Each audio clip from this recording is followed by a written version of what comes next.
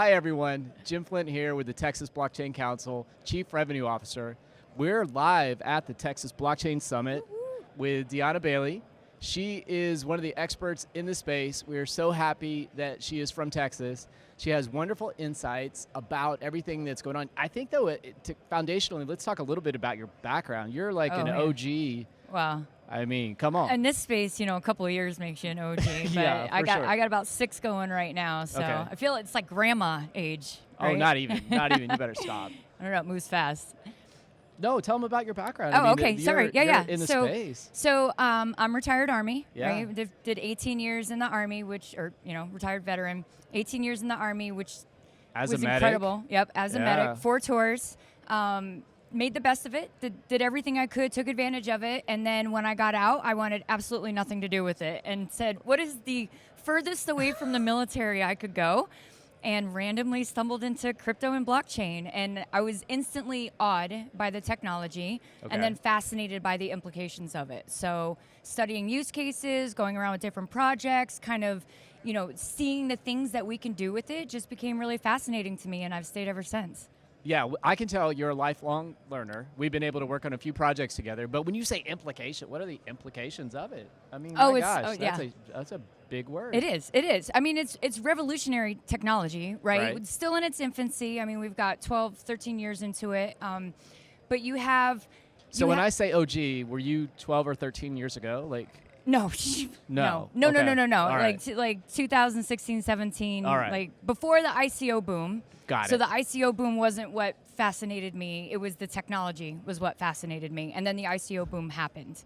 Yes. And we are live, and there are people taking pictures right now. That's right. We should probably bring some people on stage with us, but good to see you. Good to see you, our friend. Hi, Chris. So back to the participation. Did you get engaged with the ICO phase or not?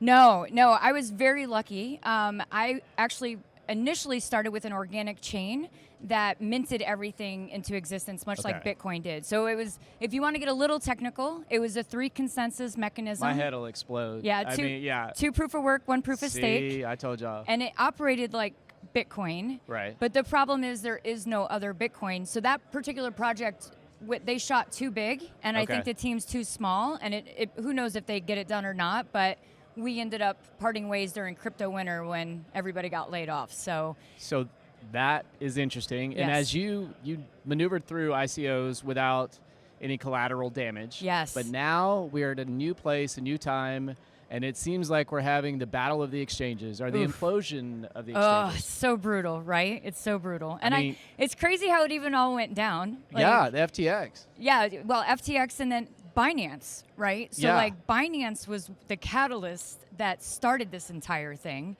because CZ got on there and said, I'm going to dump 2 million FTT, and it caused the bank run. Yes. Right? And you wonder, was it really that he was like, SBF was talking bad to the regulators, or was it that CZ knew something? Well, I have read too that CZ had seen efforts by SBF on FTX to try to get them to crater through optioning different derivatives on Binance. Yeah.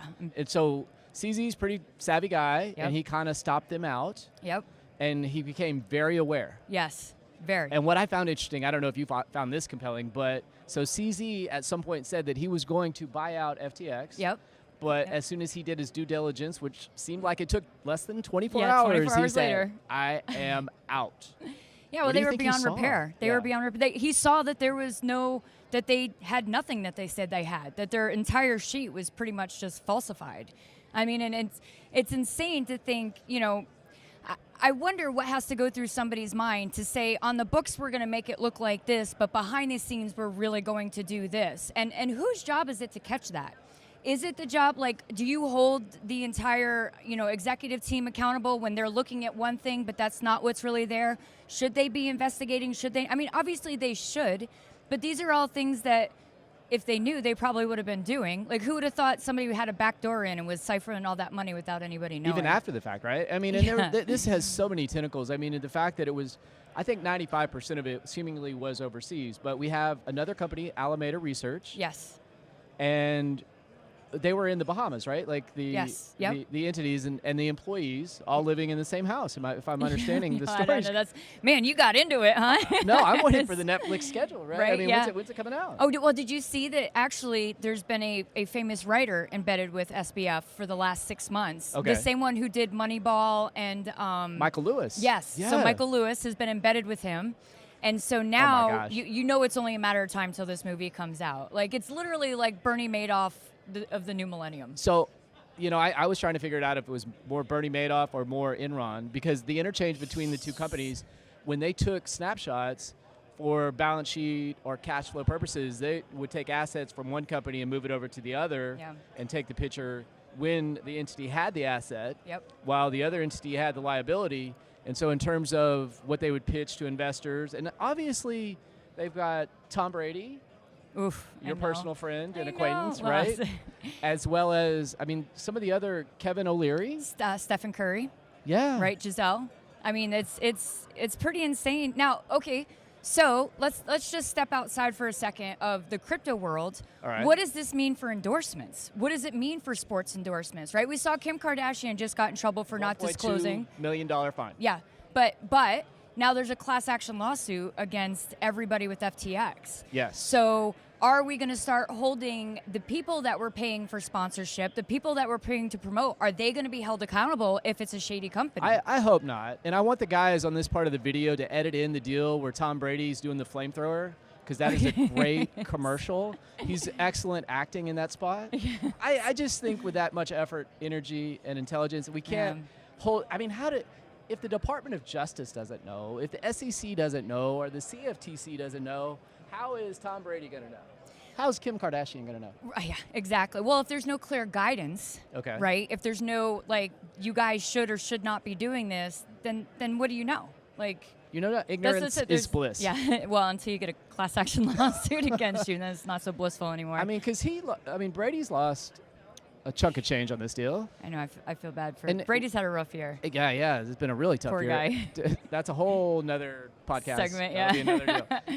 But with Department of Justice, are they responsible for having known about this, about tracking this down?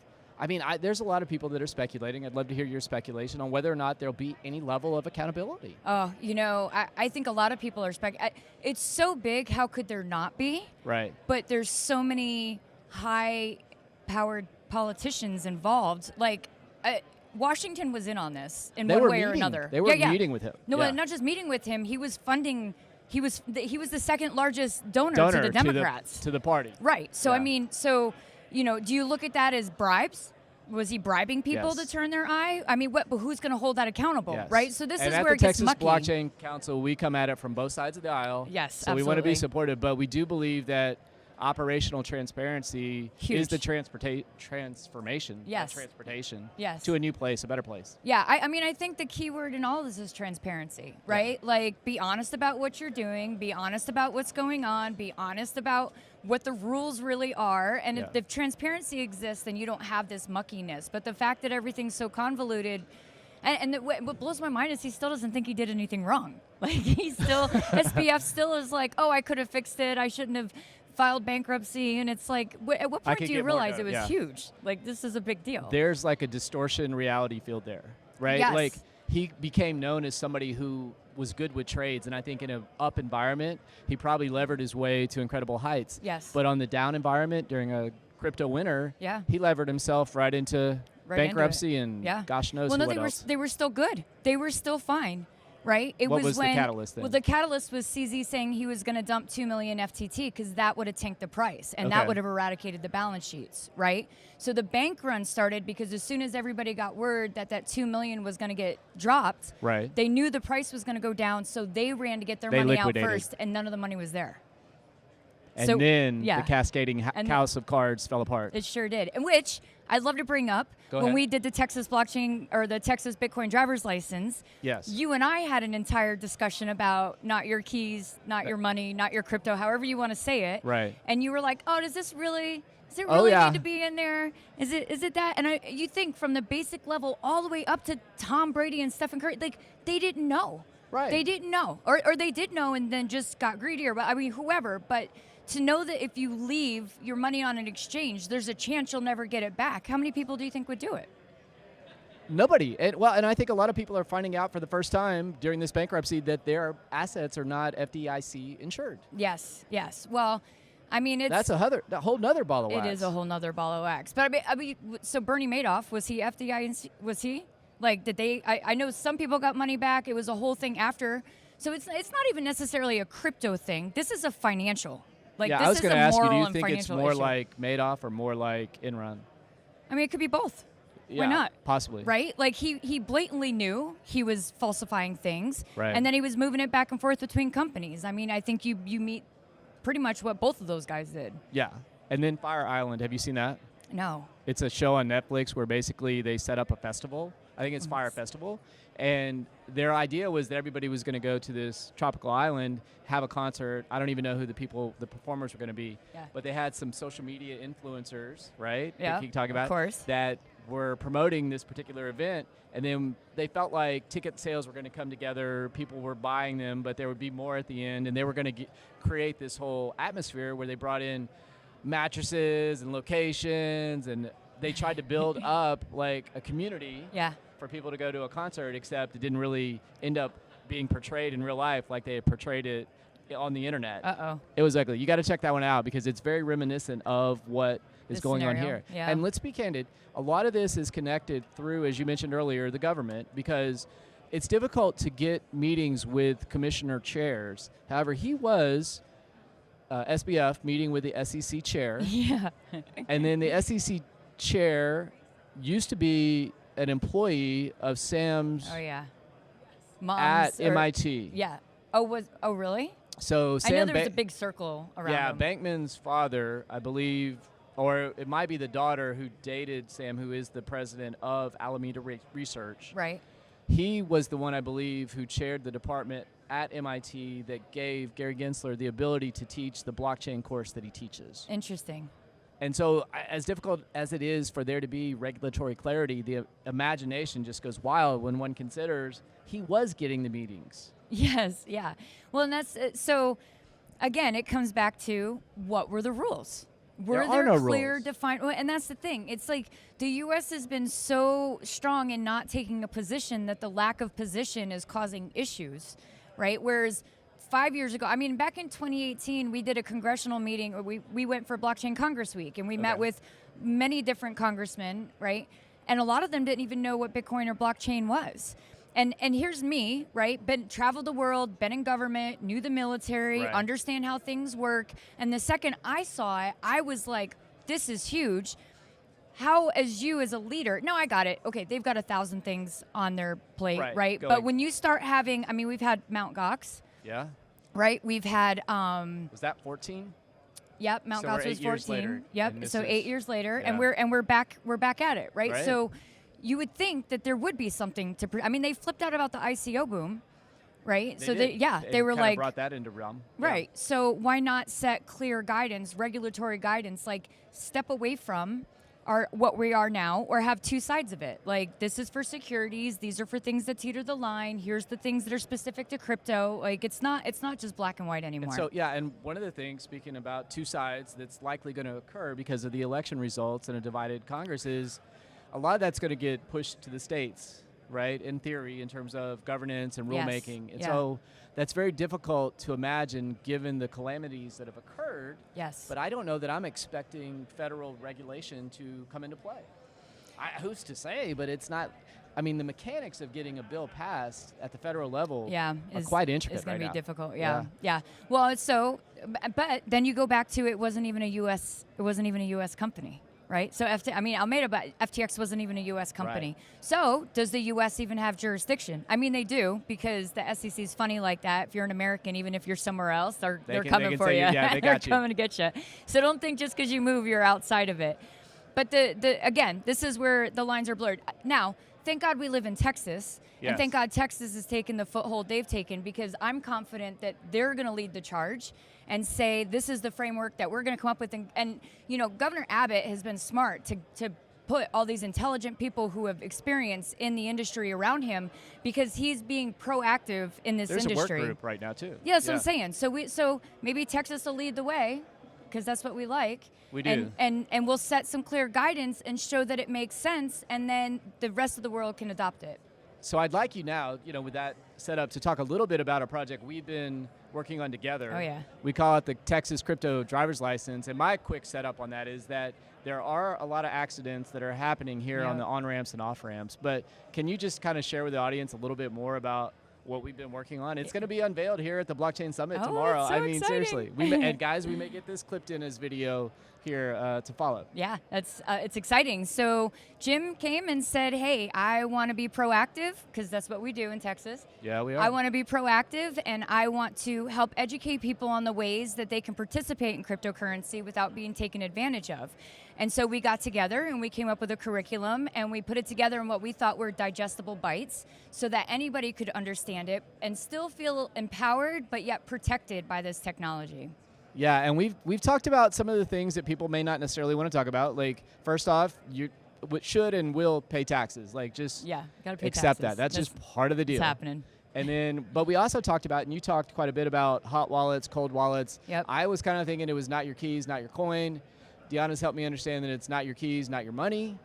You want to speak to that distinction a little bit too? Like, this is a very practical application of how to approach cryptocurrency. Yeah, I think that when you say not your keys, not your coin, not your keys, not your crypto, it doesn't resonate, because coin and crypto doesn't have any value to you. Right. But if you say it's not your keys, it's not your money, you need to understand that whatever money you have in that coin and in that crypto, if you don't hold the keys to that wallet, it's not yours. You might never get it back.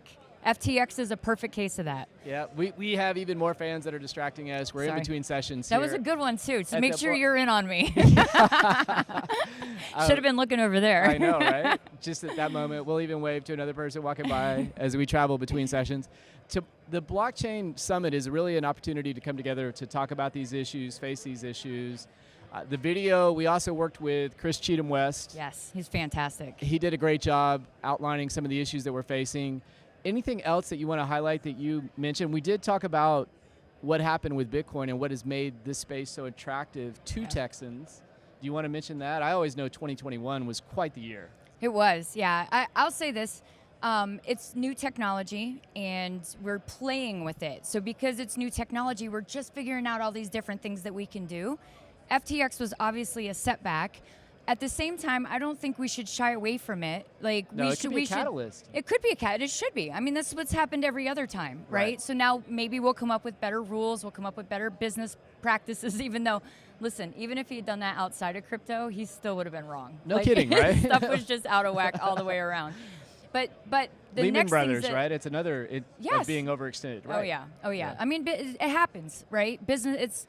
Business is tough. It's not an easy thing to do, and when you're playing with people's money, you need to take it that much more seriously. Well, let's go here real quick then. Because even though exchanges are theoretically, and one of the great appeals of Bitcoin is its decentralization. Now, Bitcoin is truly decentralized. Yes. But when we look at exchanges, they still have centralized actors. Oh yeah. No, it's okay. So what is the meaning of decentralized? To me, means there is not an authority that makes the final choice. Exactly. Okay. Okay. And the reason Bitcoin is decentralized is because nobody knows who that authority is. The code runs the deal. The code runs the deal. Okay. So I think it's a safe bet, regardless of what else is out there in crypto, that it's to a degree centralized, because some person came up with it, some group came up with it, some organization is what made it happen, which is why Bitcoin is just a little bit different than everything else, right? It is, very much, yeah. So 100% exchanges are centralized. They have to be, because one person needs to be held accountable. But everything else, could teeter the line a little bit. Yeah, and therein comes the challenge. When you put the human component into it without governance or rulemaking of some sort, they're left to their own devices. And, I mean, have we not proven it time and time again that on the finance realm, people are willing to take outsized risk for the potential of outside reward? Yeah. Okay. So let's just for the sake of it, say that maybe he didn't realize what he was doing was so bad. Because I've worked in startups where our main source of income was crypto and was cryptocurrency, and that's how we funded ourselves. And it's not an easy landscape to navigate. because you could be sitting on $1 million and the market drops, and within the next day you're sitting on $200,000. So your entire budget just got shot. All right, so you're going to go into SBF's mind now, right? I don't know if I could do that. Where, I mean, because you have a closer experience to this, it's hard for me to to my mind around the idea that he would take investor funds and reallocate those to somewhere else. I mean, where do you say that's okay? Because you're not giving that money back to the investors, like. Yeah, no. So don't get me wrong. I'm never saying that's okay. I think what he did was 100% incorrect. Yeah.